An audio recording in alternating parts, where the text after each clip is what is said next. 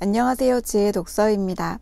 이번에 읽은 책은 스티븐 킹의 고도에서입니다. 스티븐 킹은 전형적인 스토리셀러 작가라고 불립니다.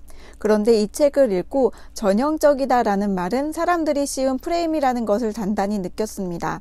그 사람은 전형적으로 이러이러한 사람이야 라고 할 때 그 전형적이라는 것은 그 사람의 전부를 알지 못하면서 붙이는 편견입니다. 그동안의 행태가 그랬기 때문에 전형적이라는 말을 붙인다고는 해도 앞으로에 대한 가능성은 열어두는 것이 맞겠다는 생각을 했습니다. 그동안 제가 읽은 스티븐 킹의 소설들은 완전히 스토리 위주의 소설들이었습니다. 아주 극적인 스토리 전개에 많은 독자들이 매료되었습니다. 저 역시 그렇습니다. 어떠한 의미 있는 내용이지는 않지만 이야기가 워낙 흥미진진해서 복잡하고 무거운 소설을 읽은 뒤에 기분 전환을 하고 싶을 때, 그리고 머리 전환을 하고 싶을 때 스티븐 킹의 소설이나 그런 류의 소설들, 스토리텔러의 소설을 읽곤 했습니다. 그런데 이번에 읽은 이 고도에서라는 스티븐 킹의 소설은 기존에 읽었던 책들과는 색깔이 조금 달랐습니다. 기존의 스토리텔링의 솜씨는 변함없이 발휘되어 있으면서 그 안에 여러 생각할 만한 거리들과 음미할 요소들이 있었습니다. 다 읽고 기대와 달랐음에도 불구하고 후회되지 않았고 기분 좋은 여운이 남는 그런 책이었습니다. 여러분은 자신의 체중에 만족하시나요? 아무리 먹어도 체중이 늘기는커녕 줄어든다면 어떨 것 같나요? 여기 그런 남자가 있습니다. 키는 195cm에 체중은 109kg인 거구의 남자입니다. 예전에는 체중이 늘어나는 것을 지켜보기가 싫어서 체중계에 올라가기를 꺼렸지만 이제는 체중이 줄어드는 것을 지켜보기가 싫어서 체중계에 올라가기를 꺼리고 있죠. 그도 그럴 것이 얼마 전부터 매일마다 0.5kg씩 빠져서 109kg이었던 체중이 거의 한 달 만에 96kg이 되어버린 것입니다. 이 남자는 체중이 줄어드는 것이 처음에는 괜찮았지만 일정한 무게가 매일매일 빠져버리자 걱정이 되기 시작합니다. 무슨 병에 걸린 건 아닌가 하고 말이죠. 하지만 몸의 컨디션은 더없이 좋았습니다. 이 남자의 이름은 스콧 캐리입니다. 소설은 스콧 캐리가 친하게 지내는 밥 앨리스라는 은퇴한 의사를 찾아가는 장면으로 시작합니다. 물론 현직 주치의에게도 가서 진찰을 받았지만 별다른 이유를 발견하지 못했기 때문에 고민 상담을 할 겸 은퇴한 의사인 밥 앨리스를 찾아간 것입니다. 시작 장면을, 이 첫 장면을 읽어드리겠습니다. 스콧 캐리가 콘도의 현관문을 두드리자 밥 앨리스가 그를 맞았다. 밥 앨리스는 5년 전에 퇴직했지만 하일랜드 에이커스 사람들 사이에서는 아직 닥터 밥으로 통했다. 아이고 스콧 왔구먼. 딱 10시 정각이야. 그래 어쩐 일인가? 배가 약간 불룩하게 나온 스콧은 맨발로 서면 키가 195cm에 달하는 거구의 남성이었다. 저도 잘 모르겠어요. 아마도 별것 아니겠지만 문제가 있어요. 큰 병이 아니면 좋겠는데 혹시 심각한 건가 싶기도 하고. 그는 밥 앨리스에게 자신의 몸 증세를 설명합니다. 그의 몸 상태가 더 이상한 건 매일 500g씩 몸이 줄어드는데도 불구하고 겉으로 보면 그대로라는 점입니다. 그는 13kg나 빠져서 체중계에 96kg으로 나오는데도 여전히 109kg으로 보였습니다. 그리고 또 하나 신기한 것은 그가 몸에 지니고 있는 모든 것들의 무게가 0이 된다는 점입니다.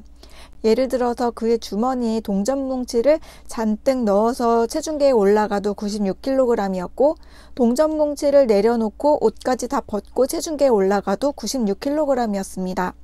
그의 몸에 닿은 동전 무게와 옷의 무게가 0이 되었기 때문에 동전을 들고 옷을 다 입고 체중계에 올라가나 아니면 동전을 내려놓고 옷까지 다 벗고 체중계에 올라가나 그의 몸무게가 똑같은 것이었습니다. 스티븐 킹의 스토리텔링 솜씨가 뛰어나다는 것을 다시 한번 인정한 것은 이 이야기가 이후에 어떻게 진행될지 몹시 궁금해졌기 때문입니다. 여러분도 궁금해지시나요? 스콧 캐리는 이대로 몸무게가 꾸준히 줄어나갈 경우 0kg이 되는 날을 꼽아보았습니다. 그날은 이제 더 이상 자신이 존재하지 않는 날입니다. 무게가 의미하는 것은 무엇일까요? 주인공은 자신의 몸 무게가 사라져버리지만 가치는 점점 더 커지는 사람이 됩니다. 스스로 삶을 그렇게 이끌어갑니다. 스콧 캐리가 살던 그 지역에는 레즈비언 부부가 운영한다는 이유로 냉대받고 멸시받는 레스토랑이 있었는데, 그 레즈비언 커플은 사람들의 멸시와 증오의 상처를 받아 위축되어 있으면서도 아주 날카롭게 날이 서 있는 상태였습니다. 그들은 스콧 캐리의 정원에 자신의 개를 데리고 산책 왔다가 강아지 배설물을 치우지 않는 문제로 약간의 언쟁이 있었는데, 그 이후로 스콧 캐리는 레즈비언 커플과는 더 사이가 안 좋아졌습니다.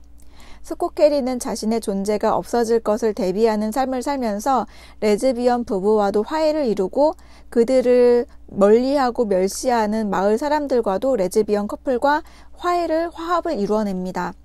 이 소설은 그런 일련의 과정을 아주 속도감 있게 풀어나갑니다. 소설은 전혀 지루하지 않고 명쾌합니다. 저는 소설을 읽는 내내 생각했고 결말을 지켜보며 다시 한번 생각했습니다. 무게에 대해서 말이죠. 사람이 인생에 갖는 무게는 몸무게가 중요한 것이 아닐 겁니다. 자신이 자신의 인생에 부여하는 무게감, 사회와 삶에 부여하는 무게가 진정한 무게일 겁니다. 그는 매일 몸무게를 잃어가면서 생에서 멀어져 갔습니다. 하지만 생에 무게 있는 일을 하면서 인생의 무게감을 더했습니다. 또한 무게 있는 삶이란 자신과 자신의 삶을 진득하게 바라보고 자신의 신념에 무게를 더하며 스스로 믿고 나아가는 삶 역시 무게 있는 삶이라는 생각을 했습니다. 남들이 하는 말, 남들이 내리는 평가에 이리저리 가볍게 휘둘리는 것이 아니라 말이죠. 중요한 것은 자기 자신이 자신에게 부여하는 무게감입니다. 얼마나 자신에게 집중하고 있는지, 중요하고 소중하고 가치 있는 존재로 여기고 있는지 말입니다. 주인공은 시간이 가면서 몸무게 감소폭이 점점 커지고 0kg은 처음에 예상했던 그 날보다 훨씬 더 앞당겨져 왔습니다. 그리고 스스로 결말을 내리고자 합니다. 겉으로 보면 여전히 195cm에 109kg으로 보였지만 겉으로만 그럴 뿐 그는 바람빵빵한 풍선과도 같은 상태였습니다. 작은 부딪힘에도 튕겨져 올라나갔습니다. 그의 결말은 어떻게 될까요?